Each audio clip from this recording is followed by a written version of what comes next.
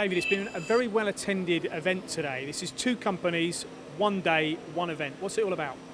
Yeah, what we wanted to do was get an opportunity to show the new VM5 machining centre, and at the same time, Hypermill wanted to hold an event here and show everyone their new Max machining software.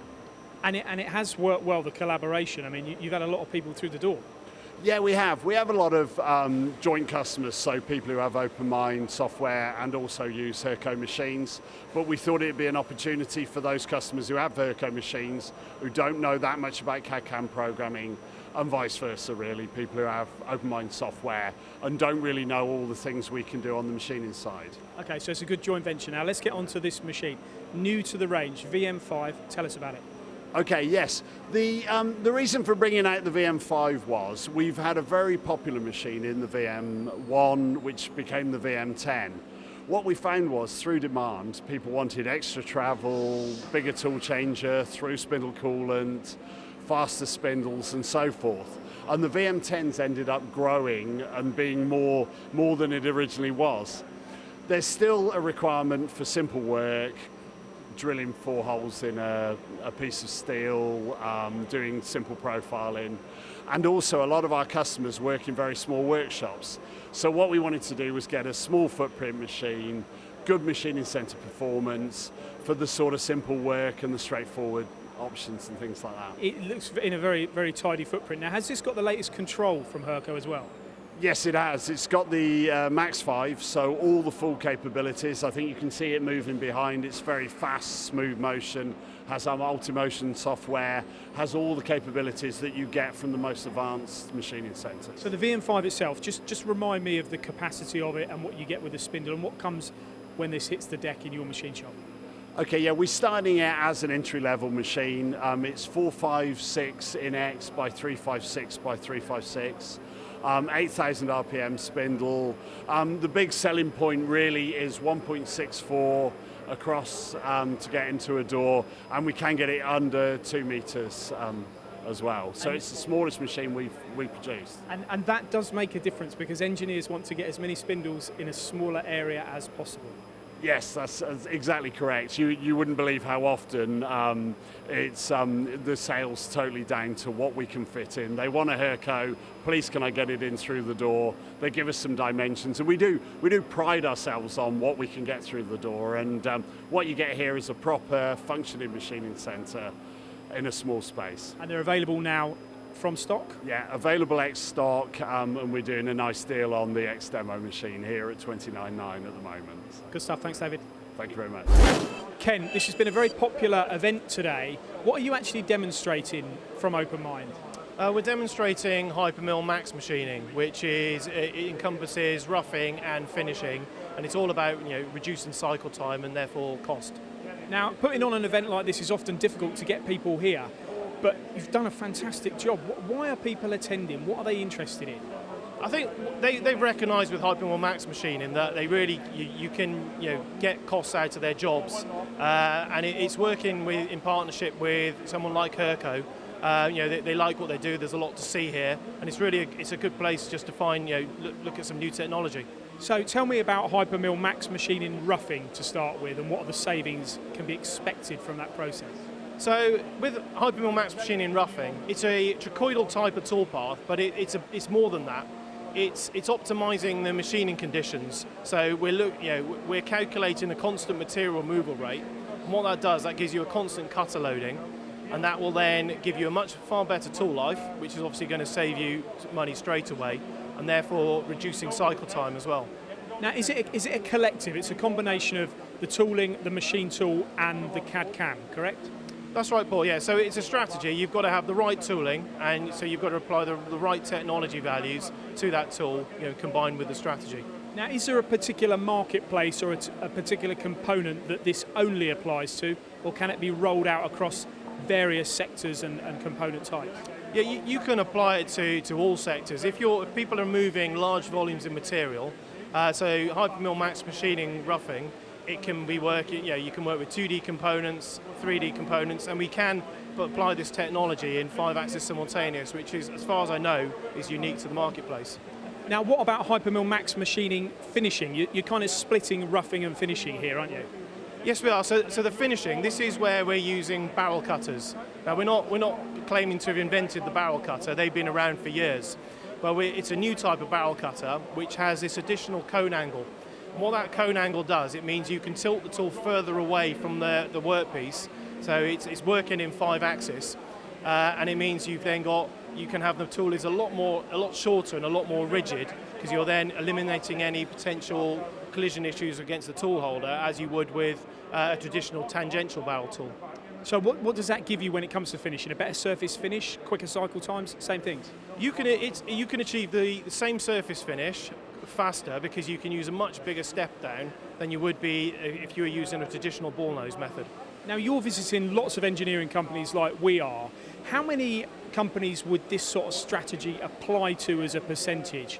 Or how many could get the benefit from it, do you believe? I would say, percentage-wise, I think it would be quite high. It's really anyone. If you're ball nosing apart, particularly your biggest wins are, or easiest wins are on flat faces. So where it's hard to reach areas, deep pockets that they're too deep to swarf cut, so they use a ball mill. That's first of all your benefit, and then you can apply it to curved surfaces as well. So when you visit an engineering company, is this one of the first things out of your bag to show people that they can potentially achieve the savings that you're showing here today? Yeah, it certainly is, because it's what we're offering. It's unique, and we're the only people offering this currently. It's a big selling point of Hypermill. So for Open Mind at the moment, it's all about Hypermill Max machining. Yes, that's right, Paul. Graham, we look at a lot of Hurco machines. This is a Roder's 5-axis. How does it fit in amongst what you sell for Hurco on the whole? Okay, well, this is a dedicated high-speed machine. This particular one is a 42,000 RPM spindle, linear motors on the X, Y, and Z, torque motors on the A and C axis.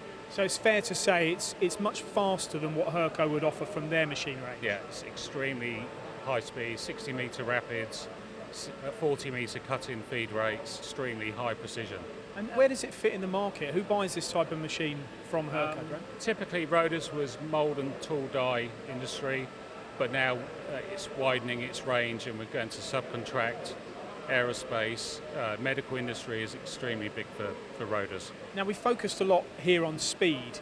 How does that actually affect the finish part by having a much faster machine? Because this machine processes information so much quicker, the finish from straight off the cutter is far greater. Because you've got linear motors, there's no ball screws, so there's no direction change. It's just everything's a lot tighter and more accurate. And one thing is speed, but in speed you need the acceleration. What sort of acceleration has this machine got? Well, this one is nearly up to 2G. The rotary axis rotates at 600 RPM, where typically a Hurco would rotate at 30 RPM. So there's a huge difference.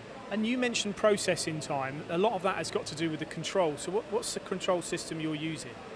Roder's is quite a unique machine. They have their own control, it's their own software, but they have 2 PCs on the machine. So they have one controlling the front interface and one controlling just the drives. And then there's fibre optic links between each of the drives. So to really push the NC code through the machine. What about on this particular machine? Because this is actually for sale. We've got a pallet system or an automation system. Yeah. Is that something that's standard with Roder's, or is that just on this machine here as an option? No, it's an option that Roder's sell. There's several pallet options, this being one of them. This is called an RCE, and it's set up with an Aroa ITS 148 pallet system. Now, and then finally on the tool side of things, we talked about the 42,000 RPM. What sort of tool shank are we using? This particular model, it's an HSK 40. Although you can have this machine now with an HSK 50 or an HSK 32. Okay, and then you're product manager for this range of machines, Graham. Do you get a lot of attention from them? I know here at the show that this is the first time we've managed to get near it today, but do you get a lot of attention purely because of the speed and the performance? Yes, if people are looking for accuracy and speed, repeatability, sub-5 micron machining, then this would be the machine for them. And it's not just about small components, is it? Or do they do bigger machines, or are they restricted? Yeah, they do much bigger machines. They do up to a 1.4 metre X-travel, On a 5-axis, they do a up to 1.2 metre machine. So it's fair to say this would be one of the smallest. Yeah, this is one of the smallest, but it's also their most popular machine. Matt, Graham's told us a lot about the hardware of the machine. The software side, tell us what you're doing here on the control and what it offers. I'm using the RMS Inspect software, which is an option where you can bring in an IGES model and you can create a program that uses a part probe to come in and inspect the model, and then creates a file where you can load back in and will show you a variance report against the surface points of the model. You can also use that to generate inspection reports. You can inspect all different features, holes, it'll give you circular tolerances, positional tolerances, and generate a full report.